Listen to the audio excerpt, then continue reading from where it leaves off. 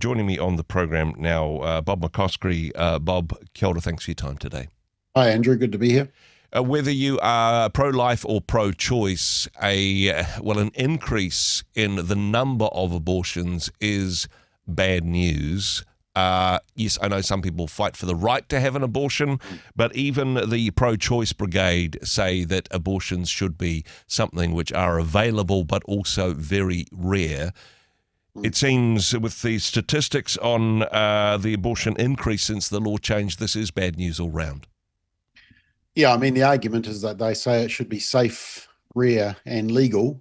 We've got legal in New Zealand. The law officially changed in 2020 to decriminalise it. Ironically, the law changed while we were all preparing to go into lockdown to protect the most vulnerable amongst us from COVID, and yet we were changing the law to liberalise abortion, which was kind of ironic.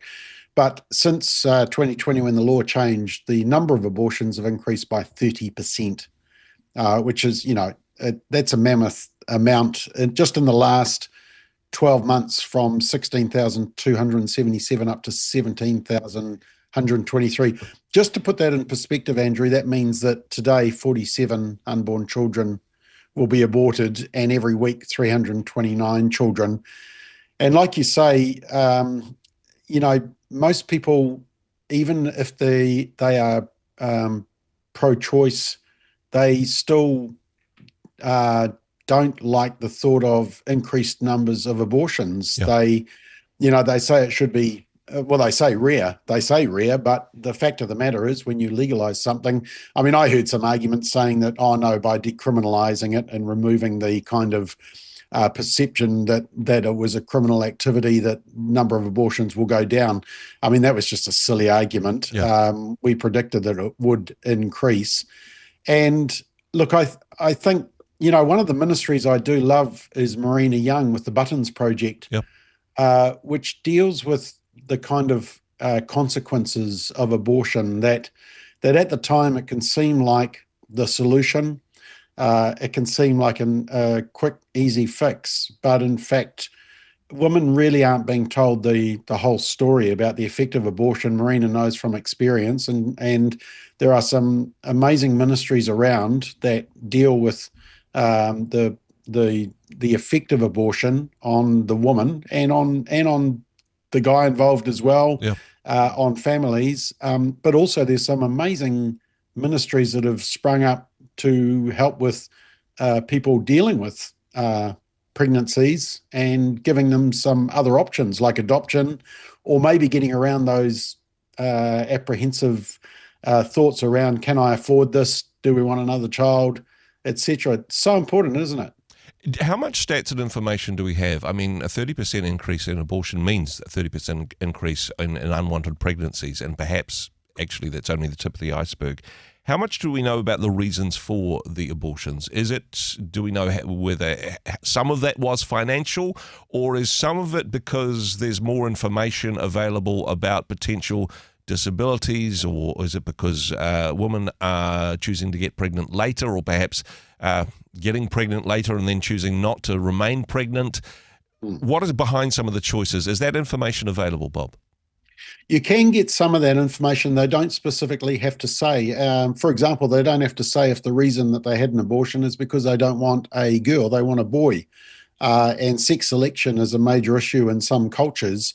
But when the politicians were ramming this law through in 2020, they steered away from anything around that, asking about if this was based on sex selection. In fact, they even steered away from any requirement to test if there was coercion. So, for example, the boyfriend sending the woman in for an abortion to do away with the issue. So we really don't know. One of the arguments for the necessity of having abortion available is to deal with the very rare cases of rape or incest or the life of the mother. Now, that is dealing with about 0.5 to maybe 1% of all abortions. So if say, for example, people use that argument, you just need to say to them, okay, well, let's park that 1% of really, really difficult cases. Are you saying that you're against the 99%, which are based usually on lifestyle choice and it's just not convenient wanting to have a child. And of course, you soon find out that actually no, that the rape incest example is a smokescreen for actually saying no, we think we should have abortion available. I think the really concerning thing about these statistics, Andrew, is that there is an increasing proportion of abortions no longer surgically done under the guise of an abortion doctor and nurse. You know, whether you agree with that or not, at least there's a kind of a safety aspect for the mother. Yep. I use safety in very inverted commas.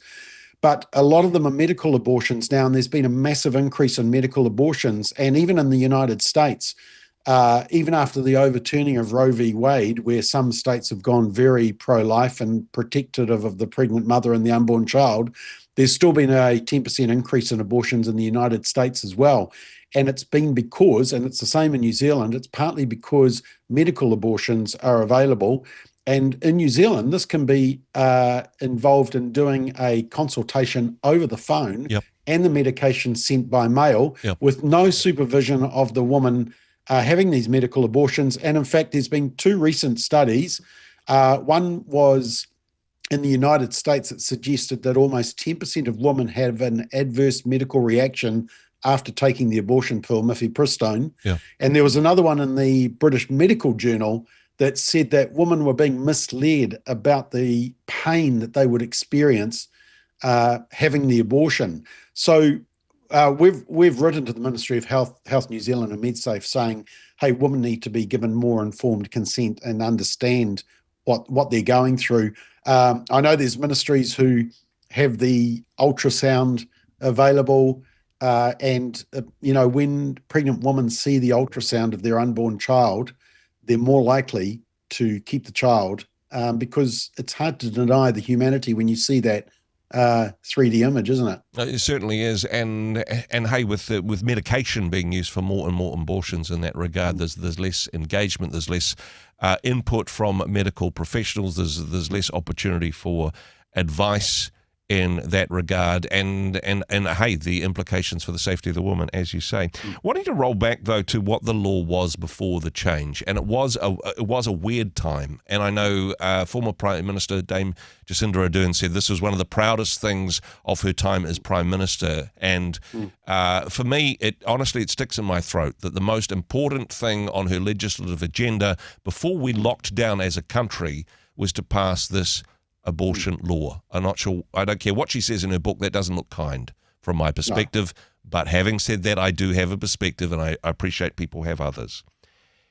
Looking at the legislation beforehand, though, there was a period of time, and some people would call this the dark times, when you could only get an abortion if it was on the grounds of the mother's mental health. Now, this wasn't actually the case. In practice, it was a tick box exercise. They would say mother's mental health, but we pretty much had abortion on demand before the law changes. What has changed, Bob? Do you think that the legislation in itself has led to the increase, or have we just moved from fiction to fact?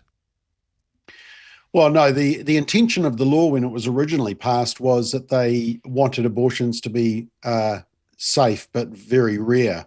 But that mental health category was put in, and basically it was exploited to the point where basically a woman could just turn up and say, I can't cope with having this child. And so it was abortion on demand.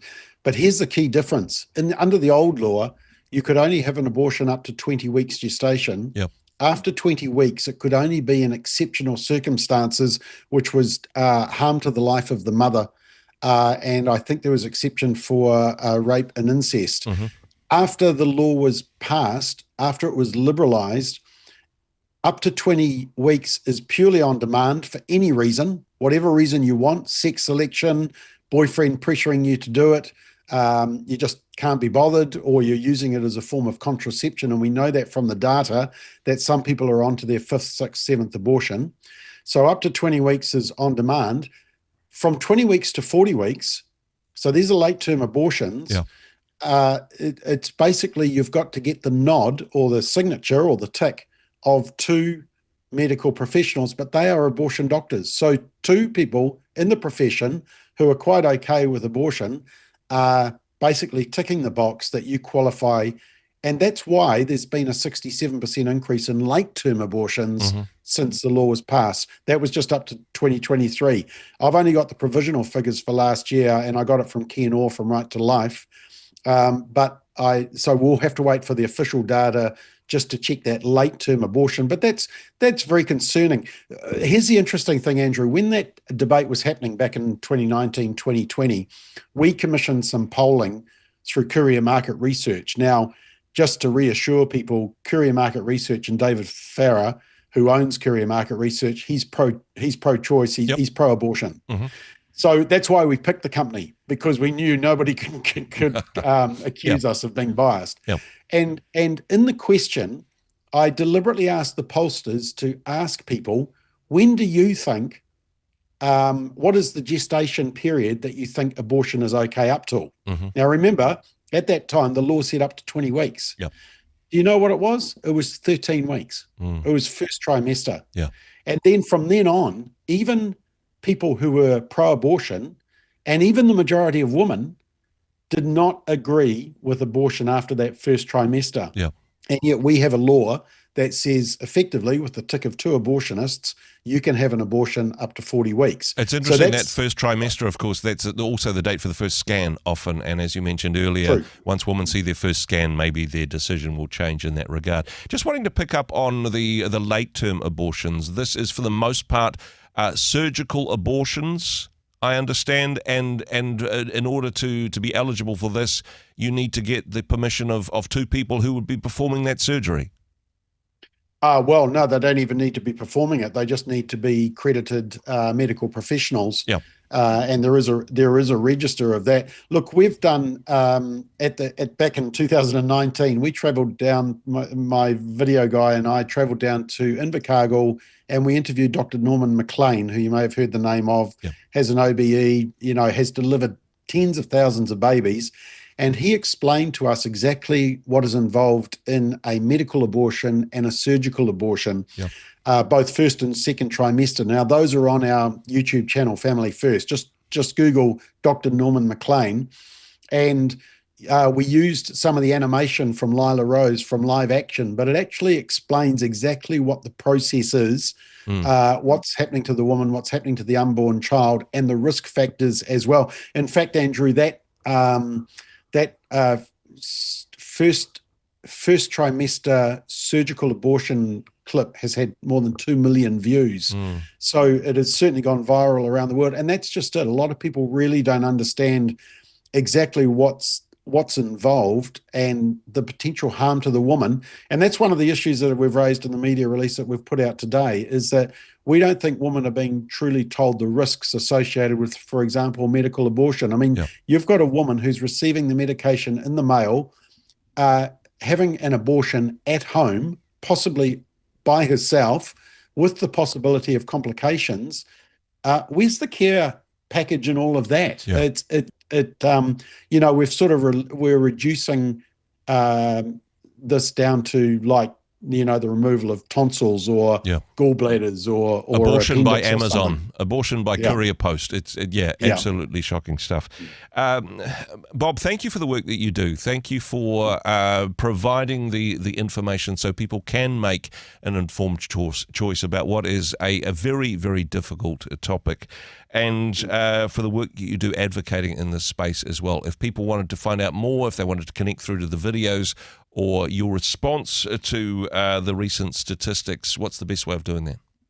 Yeah, look, go to familyfirst.nz, familyfirst.nz. And Andrew, I would just say, look, even if you make abortion illegal, it'll still happen. I think the challenge for us as the church is to make abortion unthinkable.